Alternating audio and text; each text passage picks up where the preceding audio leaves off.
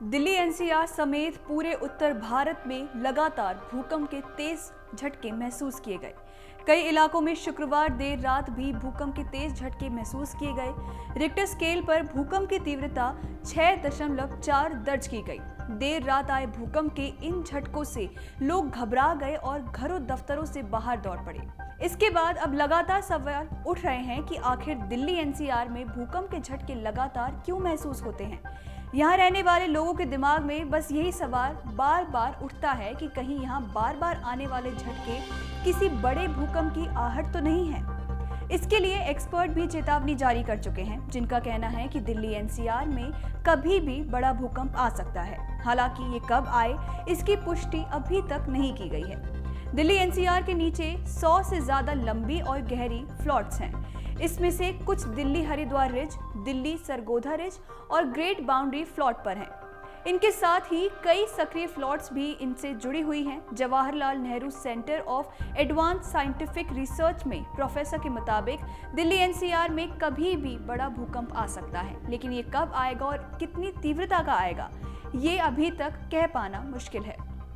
Professor ने 2018 में एक स्टडी की थी, जिसके मुताबिक साल 1315 और 1440 के बीच भारत के भाटपुर से लेकर नेपाल के मोहानाखेला तक 600 किलोमीटर लंबा सिस्मिक गैप बन गया था।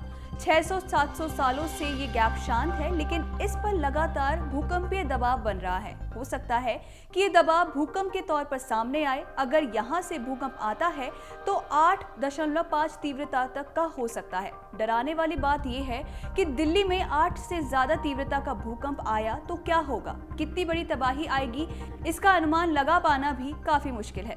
वैज्ञानिक रूप से समझने के लिए हमें पृथ्वी की संरचना को समझना होगा। पृथ्वी टेक्टोनिक प्लेटों से पर स्थित है।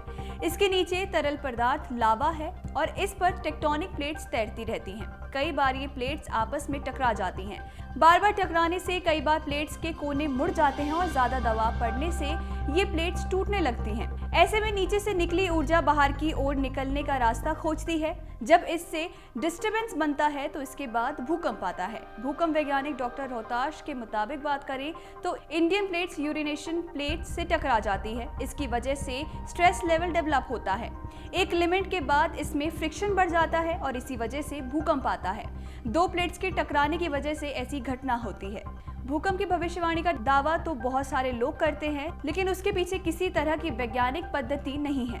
आपको बता दें कि भूकंप को रिक्टर स्केल पर मापा जाता है। रिक्टर स्केल भूकंप की तरंगों की तीव्रता मापने का एक गणितीय पैमाना होता है। इसे रिक्टर मैग्नीट्यूड टेस्ट स्केल कहा जाता है। रिक्टर स्केल पर भूकंप को इसके केंद्र यानी कि एपिसेंटर से 1 से 9 तक के आधार पर मापा जाता है। ये स्केल भूकंप के दौरान धरती के भीतर से निकली ऊर्जा के आधार पर तीव्रता को मापता है। आपको बता दें कि पश्चिमी नेपाल में भीषण भूकंप से मरने वालों की संख्या लगातार बढ़ती जा रही है। पहले 128 लोगों की मौत की जानकारी सामने आई थी, अब ये संख्या बढ़कर 132 हो गई है। तो वहीं सैकड़ों लोग भी घायल हो चुके हैं। भूकंप से कई घर ध्वस्त हो गए हैं। नेपाली अधिकारियों ने पुष्टि की है कि रुकुम पश्चिम में 37 लोगों की मौत हो गई है, जबकि जाजरकोट जिले में 95 लोगों की जान जा चुकी है। भूकंप के बाद से रेस्क्यू फोर्स बचाव अभियान में जुटा हुआ है।